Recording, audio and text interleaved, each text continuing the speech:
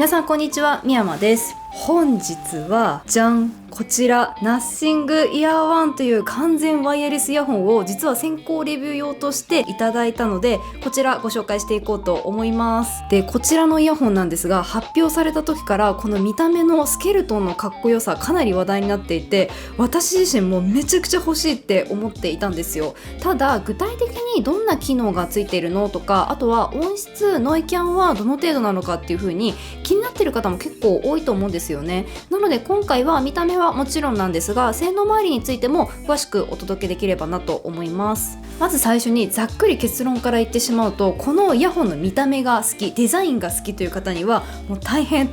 おすすめのイヤホンになっています。だいたい販売価格は12,000円ぐらいを予定されているんですが、ファッション系の小物として買うっていうのであればそんなにめちゃくちゃ高いっていう金額ではないかなと思います。プラスファッション小物だけではなくて、イヤホンとしてもある程度の性能は整っているので、そのあたりから考えてもとにかく見た目が好きというのであればもう買って損はないかなと個人的には思いました。で、こちらのデザインではなくて音質やノイキャンといった性能重視の方ですね。この方の場合は正直ですね、もう少しコスパよく性能とかがしっかり揃っているものもあるなという印象は確かにありました。あとさらに言うと AirPods Pro だったりソニー WF-1000X Mark IV だったり、こちらの Nothing Ear One の2倍から3倍の金額がするようなイヤホンを普段使い込んでいる方とかはどうしても性能面では物足りないなっていう風に思うことが多くなってしまうと思います。なので今回はそういった点についてもいろいろ詳しくご紹介していければなと思います。はい、でまずはこちらもはや説明不要かなとも思うんですが、デザイン外観についてですね。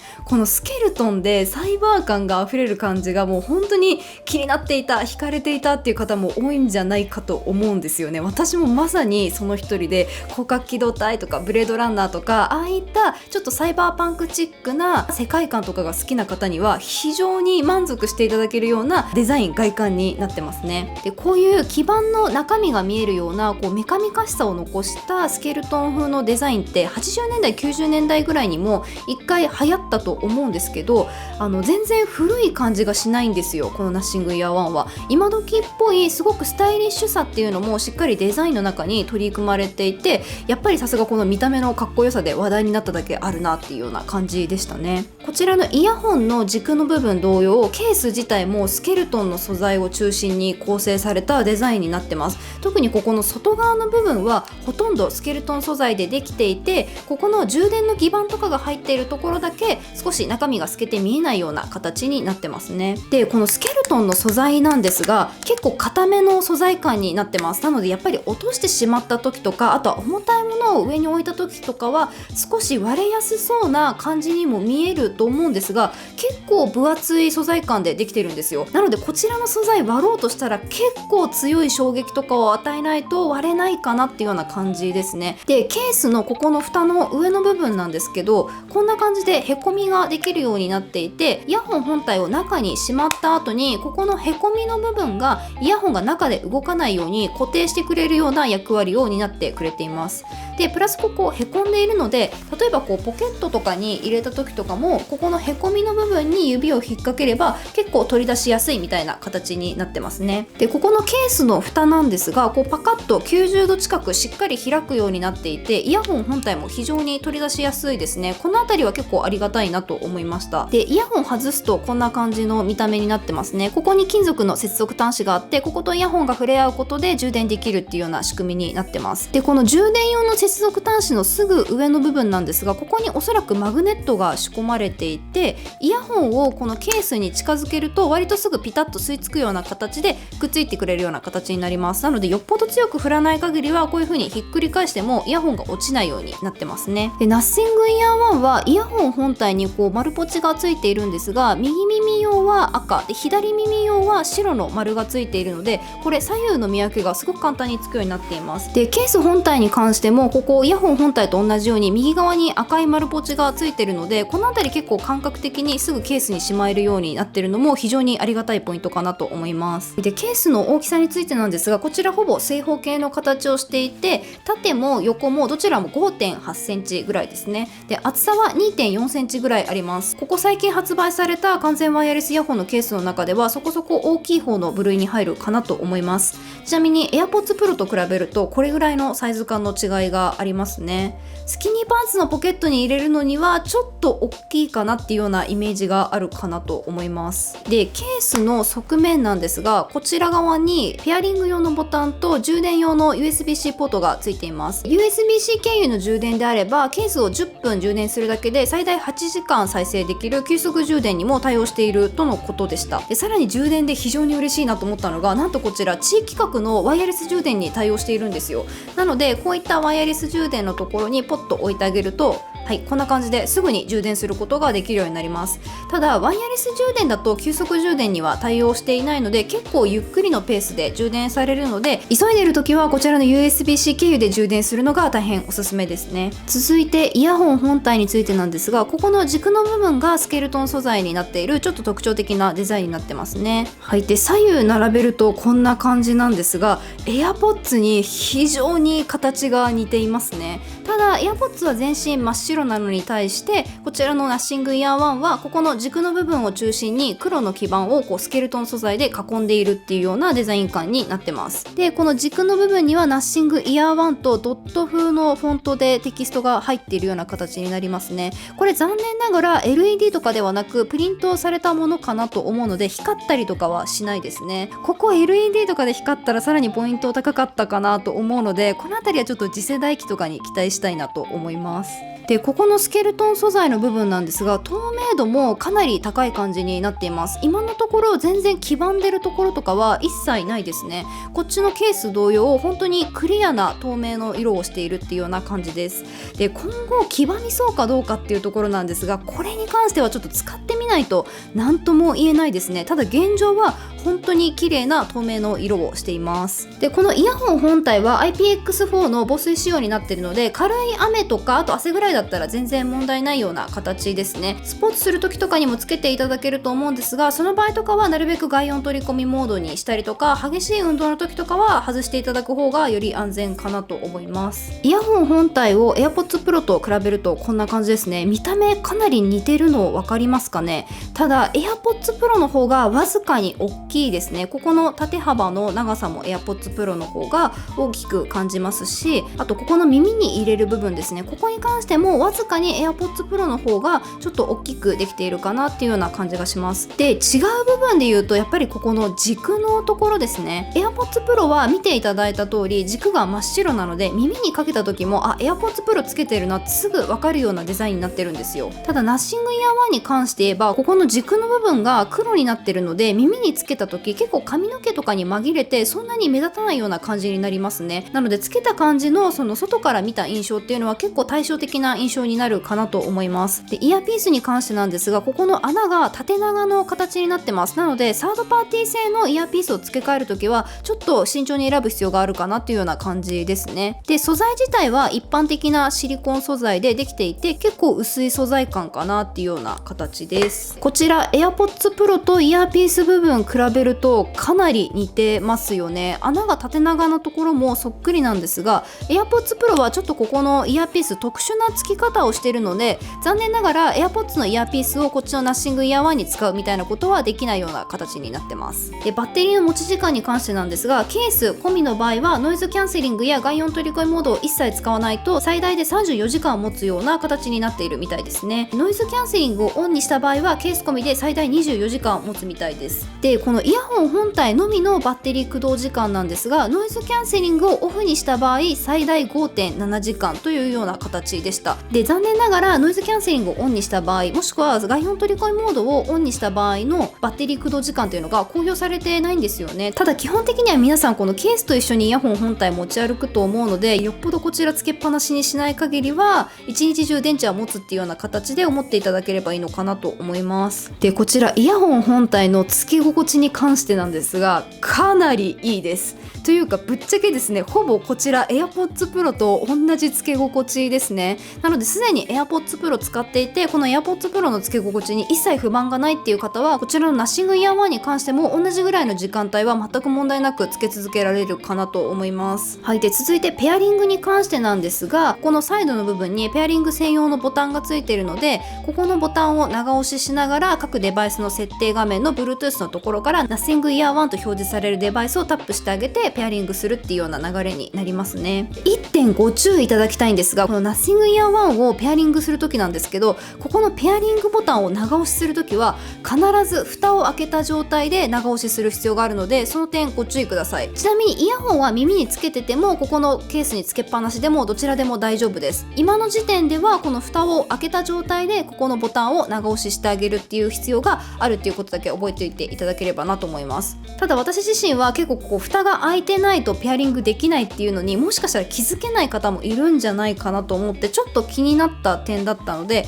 これがバグなのか仕様なのかっていうのをナッシングイヤー1さんにお聞きしたんですよ。そしたら今の時点では仕様らしいです。ただちょっと今回私の意見っていうのは参考にして開発の方にお伝えいただけるっていうことなので、もしかしたら今後のファームウェアのアップデートで蓋を開けていても閉めていてもどちらでもペアリングできるようになる可能性もありますので、そのあたりに関しては今後ちょっと期待しておこうかなと思ってます。でこのペアリング自体は複数台の機器にペアリングできるんですが、マルチポイントには残念ながら対応していないですね。でペアリング後のデバイスの切り替えに関してなんですが、私がですね実際こちら使用した時結構デバイスの切り替えもたついたんですよ。でナッシングイヤー1さんに結構デバイスの切り替えもたついたんですけどっていう風にお問い合わせしたら、あくまでレビュー先行機用のバグっていうことでした。なので実際に皆さんのお手元に届く正式版というのはデバイスの切り替えっていうのもかなりスムーズになっているみたいなので、その点はご安心いただければなと思います。で接続の安定性についてはもちろんこっちの AirPods Pro の方がいいなっていう印象があるんですが、片方だけペアリングがなかなかされないとかそういったことは全然ないので、本当にスピード感において AirPods Pro の方がいいけれども、基本的な接続の安定性っていうのはちゃんとあるっていうような印象ですね。で操作方法に関してなんですが、タップする、長押しする、スライドするの3つの方法で基本的な操作ができるようになっています。で AirPods Pro と比べた操作感の違いっていうと、 AirPods Pro ってここの軸の部分をギュッとつまんであげないといけなかったんですよ。ただタップするとかスライドする時の方が耳に入れた時の安定感っていうのがこうブレたりしないので、操作性に関しては個人的には AirPods Pro よりナッシングイヤー1の方が操作しやすいなっていうような印象がありますね。で長押しした場合はノイキャン、外音取り込みモード、全てのモードをオフにするの3つのパターンで順に切り替わるような形になってます。でノイキャン、外音取り込み、オフの順番で切り替わる時に音が鳴るんですけど、その音っていうのはしっかり違いが出てはいるんですが、音の長さが一緒なんですよね。なのでちょっと外とかでガヤガヤしてる時とかに切り替えると、オフにした時と外音取り込みモードの見分けっていうのは少しつきにくいかなとは思います。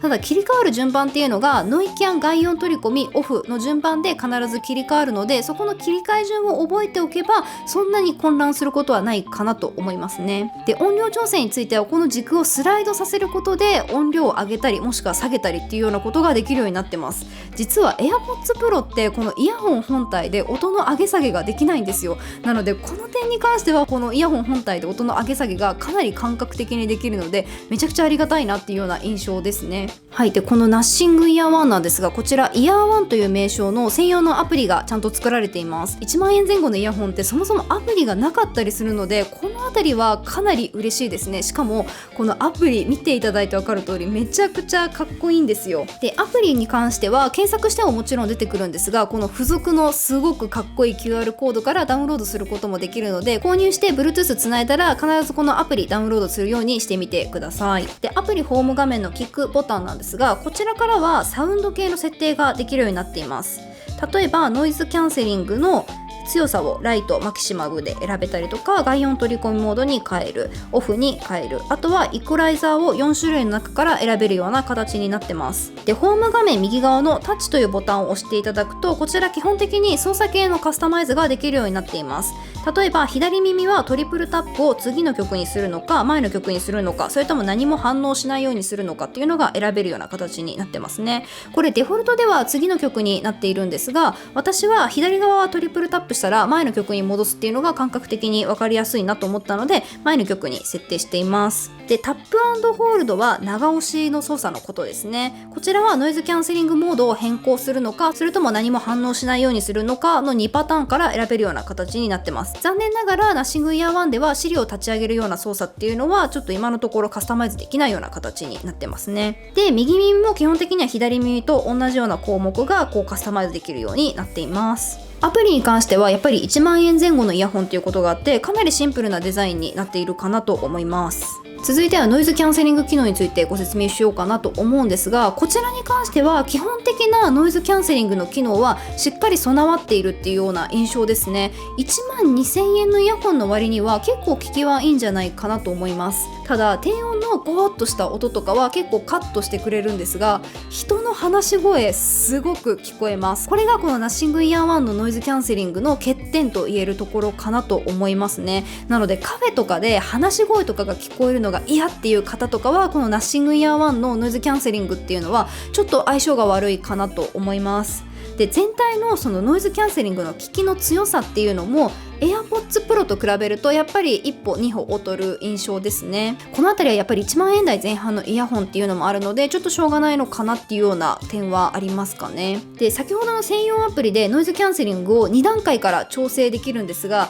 すいません、残念ながら私がいただいたこのレビュー用の機体がちょっとバグがあって、ノイズキャンセリングの2段階調整で差が出ないようになってしまっているんですね。なので本当に申し訳ないんですが、この点に関してはこの2段階調整でそれぞれどれぐらいの違いがあるのかっていうのをちょっとお伝えできないような形になってます。ただ皆さんのお手元に届く正式発売版というのはちゃんとノイズキャンセリングの2段階の機能っていうのが使える状態のものらしいので、ぜひですねそちら実際に買った方はチェックしていただければなと思います。はい、続いて外音取り込み機能ですね。こちらに関してなんですが、ホワイトノイズは思ったよりも強くはないですね。ただやっぱり乗ってはいます。静かな空間にいて外音取り込みモードにするとやっぱりかすかにホワイトノイズは聞こえるなっていうような印象がありますね。ただ人の声、これに関してはかなり聞き取りやすいです。ノイズキャンセリングの時も人の声は結構耳に入ってくるなと思ったんですが、外音取り込みモードはそれ以上にしっかり人の声っていうのが強調されて入ってくるので、どうしてもイヤホンを耳につけた状態で会話をする必要があるっていう方とかは、この外音取り込み機能っていうのは結構スムーズに会話できるような形になるんじゃないかなと思いますね。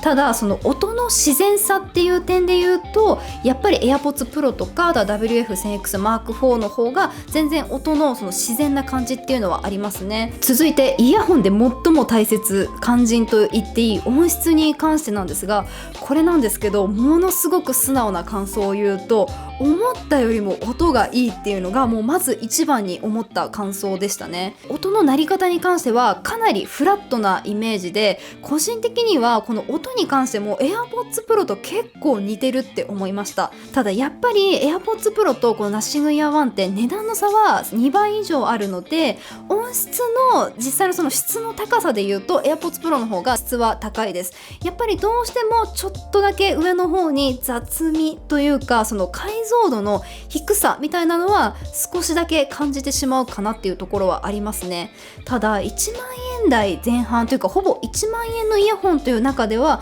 かなりいい音が鳴るんじゃないかなと思います。高音も全然刺さりすぎないですし、あとは低音も主張しすぎなくて、もう本当にバランスよく結構クリアな音楽が聞こえるんですよ。こもった感じっていうのが本当にないので、軽やかな音作りをしているポップス系とかだと結構気持ちよく聴けるなっていうような印象ですね。で、このナッシングイヤー1の音質に関してもし不満点が出るとすれば、低音の部分が物足りないっていうのと、あと高音の部分の解像度が低いっていう、多分この2点がもし不満点が出るとしたらそこかなっていうような感じがしましたね。私自身は中音域がこもらずに割と綺麗に抜けていれば相当いい音だなっていう風に判断するようなタイプなので、結構いい音だなと感じました。ただ本当にいろんなジャンルのあらゆる楽曲を余すことなく一個一個解像度が高くいい音質で聴きたい、こういった方はソニー WF1000X Mark IV の方が絶対満足度は高いと思うので、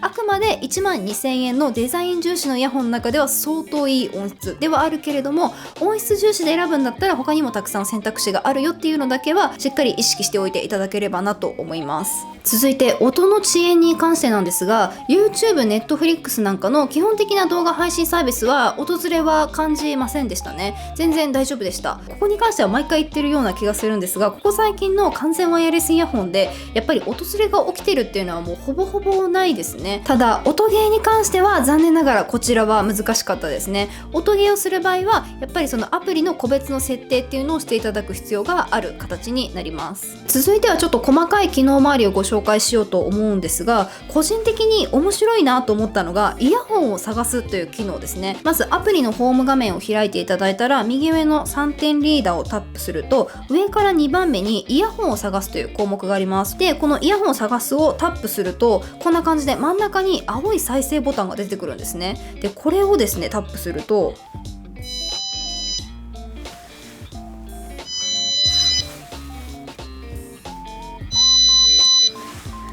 わかりますかね。今聞こえましたでしょうか。こんな形でイヤホン本体から音が鳴ってイヤホンの位置っていうのを知らせてくれる機能なんです。これ他にはない結構便利な機能だなっていう風に最初思ったんですが、これ実は使えるのに結構条件がありまして、まずこのイヤホン自体がケースから出ている必要があります。残念ながらちゃんとお行儀よくこのイヤホンをケースの中にしまって、でこのケースごとどこかに紛失してしまったっていう場合は音を鳴らすことができないので、このあたりはちょっと注意していただければなと思います。でもう一つ細かい機能周りなんですが、こちらイヤホン本体に着脱センサーがちゃんとついているんですよ。なのでイヤホンを耳から外したら再生を止める止めないっていうのはアプリで簡単にオンオフが切り替えることができるようになっているので、このあたり結構好みがある機能だったかなと思うので、オンオフできるっていうのは非常に嬉しいポイントだなと思いました。あとこちら片耳だけつけている場合の片耳再生なんですが、こちらも可能になってます。なので右側だけ聞きたいとか左側だけ聞きたいとか、そのどちらのパターンもできるようになっているので、そのあたりに関しても結構嬉しいポイントの一つでしたね。これでざっくり機能面とかもご紹介し終わったかなと思うんですが、じゃあこちらのイヤホンどんな方におすすめなのっていう点なんですが、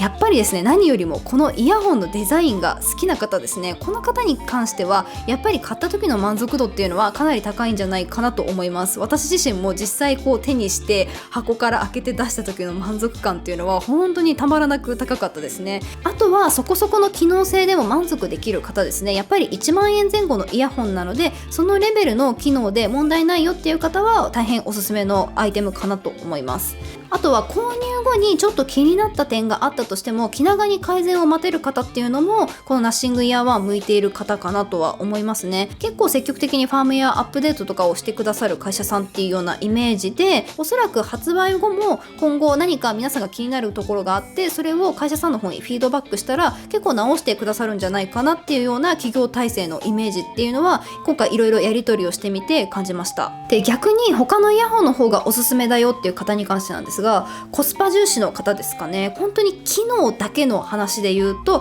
8000円ぐらいでこれと同等の機能、もしくはこれよりももう少しだけ音質だったりとか、あとノイキャンの性能がいいものっていうのがおそらく市場には出ていると思います。なので機能に関するコスパ重視の方っていうのはちょっと慎重にこちら買うかどうか検討していただいた方がいいかなと思いますね。であとはジャンルを問わず音質を重視される方ですね。このナッシングイヤー1も1万2000円という価格帯の中ではかなりクリアないい音が鳴ると思います。本当に全然音はこもらないですし、割と綺麗にスッと抜けていくような感じの音質なので、ポップスとか軽い楽曲を聴くには結構むしろ相性がいいっていう風に思うんですが、とにかくどのジャンルに関して言ってもどの音楽に関して言っても最高質の音質で聴きたいっていう方にはやっぱり他に選択肢があるなと感じています。あとはイヤホンとかのアップデートとかそういう細かい対応っていうのは一回買ったらもうなるべくやりたくないっていう方もやっぱりこちらのナッシングイヤー1は向いてないのかなっていうような感じですかね。もう買ったら買った時の音質で満足して使い続けたいっていう方にはやっぱちょっと向かないのかなと思います。もうこの辺に関してはもうどっちが好きっていうような形になるかと思いますね。買った後もとにかく改善を細かくしてくれる方が好きっていう方もいらっしゃると思うので、そういった方に関して言えば結構いい感じに使い込んでいけるイヤホンなのかなと個人的には感じました。はい、ということで今回は完全ワイヤレスイヤホンナッシングイヤー1のご紹介でしたが、いかがだったでしょうか。で、私自身はで言うと、もうこのナッシングイヤー1本当に先行発売で絶対買うぞっていう意気込みで、もう先行のメールアドレスの登録までしてたんですよ。そんな中、本当に今回運よくナッシングイヤー1さんにお声掛けいただいて、こういう形で先行レビュー用の試作機っていうのもいただくことができたんですが、いや本当にかっこいいです。もうこの手に持った時の満足感っていうのはもう未だに衰えることはないっていうような感じですね。やっぱり身につけるものはある程度自分の好みの見た目かどうかっていうのが結構重要に思うタイプだったので、私とは非常に相性がいいイヤホンだなと感じました。多分ですね、私これ2万円でも私は買ってたかなと思います。ただその分本当に万人におすすめというよりかは、ある程度買いたいって思う人と、私はいいかなって思う人で結構二極化するようなイヤホンかなとも思ったので、ぜひ今回の動画参考にして買うか買わないか検討いただければなと思います。はい、ということでここまで長々と見ていただき本当にありがとうございました。今後もですね、こういったガジェットだったりとか、あとは身につけているお気に入りのものだったりとかご紹介しているので、もしよかったらチャンネル登録などぜひよろしくお願いします。それでは、みやまでした。バイバーイ。